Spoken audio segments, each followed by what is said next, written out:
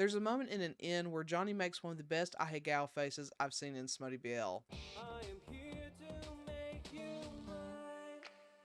Hi, welcome back to my channel. Today, we'll be discussing Dead or Alive by IAGO. Before we get started, there will be spoilers, so if you don't want to be spoiled in this manhwa, go and click off now, no worries, I'll catch you next time. For those of you who decide to stick around, let's go over some content warnings. There may be references to murder, death, gun violence, dubcon, sexual harassment, kidnapping, sexual coercion, robbery, gang activity, manipulation, animal abuse, blood, torture, dismemberment, animal death, mentions of religion, mentions and depictions of capital punishment, BDSM, including non-consenting and breath play, orphans, betrayal, chronic and terminal illness, drugs, drug use, excessive drinking, confinement, kidnapping, sexual assault, slut-shaming, and mentions of sex work, as these things do appear in the manhwa. But if that's good with you, let's go and get started.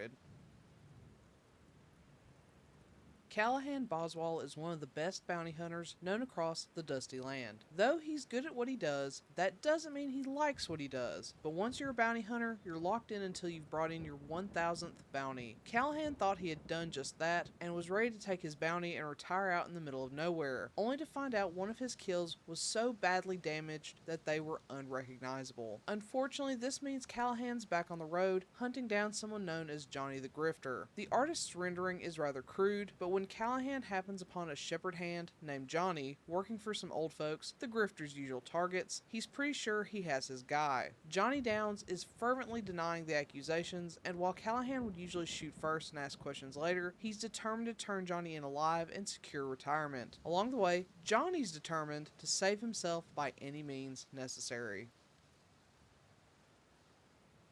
To start with, the art in this is super sketchy. If you're looking for pristine art, it is not here. It also has a very cartoony look to it that, for whatever reason, gives me Hanna-Barbera cartoon vibes like Huckleberry Hound. I wouldn't say it looks childish or that the characters look particularly youthful, but it does have a western cartoon vibe. I wouldn't say that's bad or anything, it's just unique.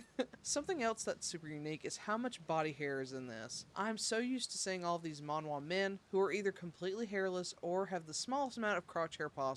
But now we have Callahan. This man has so much hair all over, and I love it. With that said, if body hair is not your thing, stay far, far away. One of the reasons I think the art gives Huckleberry Hound is because of the story itself. It is very serious, with a gang trying to kill Callahan while he's trying to escort Johnny to his death. These moments are intense, but often end just as they begin, with some level of cartoony escape or trick on Johnny or Callahan's part. Don't get me wrong, it still has very thrilling moments, but the speed at which the characters careen through them gives Monday morning 20-minute cartoon segment vibes. This series is 29 episodes long, including the epilogue, prologue, and author's note. Yet it tries to do a buddy comedy road trip with smut scenes sprinkled throughout on a Wild West backdrop. It's just so much packed into what I think is too small of a package. Plus, there's a mystery. One of the main points of contention in the story is whether or not Johnny really is Johnny the Grifter. There are multiple moments where his character comes into question, such as his lying about his mother and the murder he took part in. But once they reach their destination, someone who looks just like the shitty drawing is arrested and charged with crimes. This seems to confirm that our Johnny was not the con man after all, except it seems to suggest that he actually was all along. It's this weird flip of the script that doesn't feel satisfying or realistic in any sense. I can't express how disappointed I was when Johnny playfully tried to avoid admitting that he was Johnny the Grifter. I'm all for a villain growing and becoming a hero, but we don't even know he's a villain until all is said and done, so it feels a bit like a betrayal. I just didn't like the timing of that reveal, especially when the story ends soon after. Before we head out, I think it's important as a degenerate to talk about the smut. This is non-con dubcon heavy, which is already going to scare most people off. I don't mind it myself, so that wasn't a problem for me. Thankfully, it isn't entirely dubcon and non-con, and some scenes in the consenting portions are absolutely delectable. There's a moment in an inn where Johnny makes one of the best IAGO faces I've seen in Smutty BL. I love it. I wouldn't say most of the scenes are that nice to look at, thanks to the cartoony and inconsistent nature of the art, but that scene is chef's kiss.